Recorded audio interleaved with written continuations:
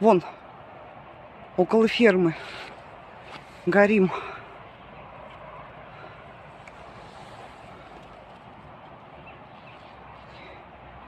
Не пойму, у фермы нет. A business jet flying from Moscow to St. Petersburg crashed, killing all 10 people aboard.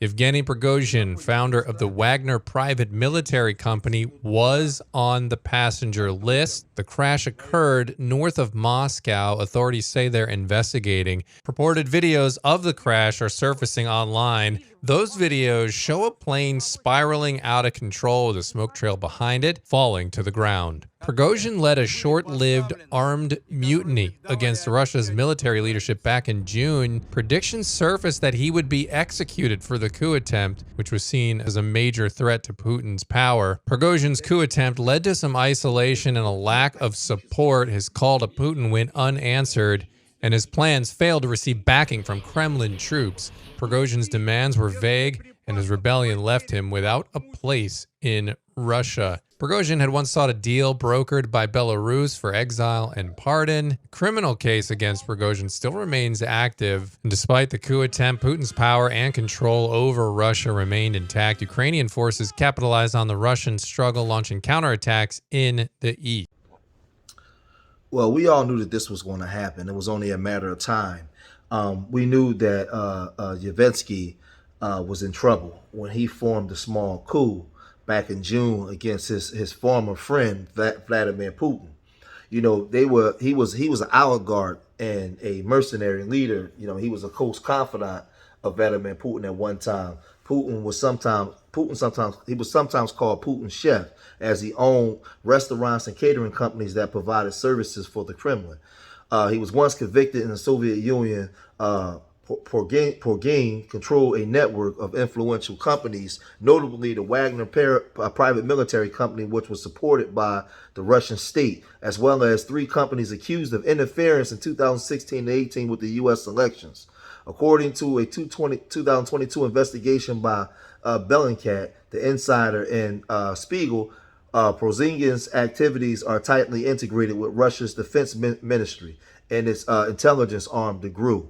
So he was locked in. He was locked in heavy with these guys, and he fell out. At some point, he fell out with Putin, and he tried to take him down after years of denying links to the Wagner Group. In September 2022, he confirmed that he was the founder. He stated that he founded it in May 2014 to support Russian proxy forces in the Donbas war against Ukraine.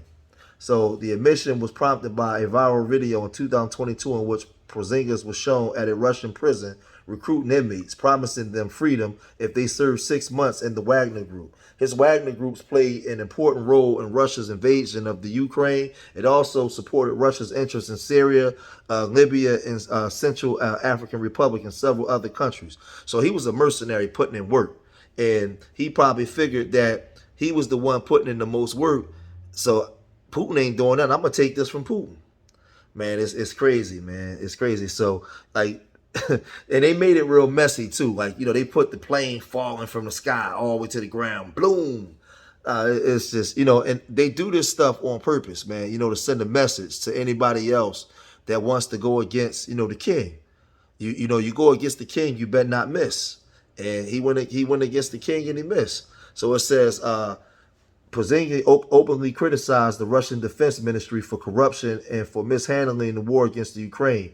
On June 23, 2023, he used the Wagner Group to launch a rebellion against the Russian military leadership, accusing the defense military of shelling Wagner soldiers. Wagner captured the Russian city of Rostov-on-Don and headed for Moscow. Negotiations led the rebellion being called off the following day. Prigozhin agreed to move to Belarus, and criminal charges against him for the rebellion was dropped. Wagner mutineers would not be prosecuted if they agreed to either sign contracts with the defense ministry or move to Belarus. Here you go. On August 23rd, 2003, the BBC reported that Prigozhin was presumed dead and the plane crashed. in Tver Oblast, north of Moscow, along with 9 people. The plane was reportedly shot down by Russian forces. So you already know, man, how this thing go, man. Listen, you know, he shot for the king and he missed, but as more of this story come out, we'll report more. But he was a mercenary. He was the one on the front line for Putin, and they had a falling out. So leave your comments in the comment section. Let me know what y'all think. Subscribe to Street Media TV. Remember, I love y'all. Till the next time. Peace.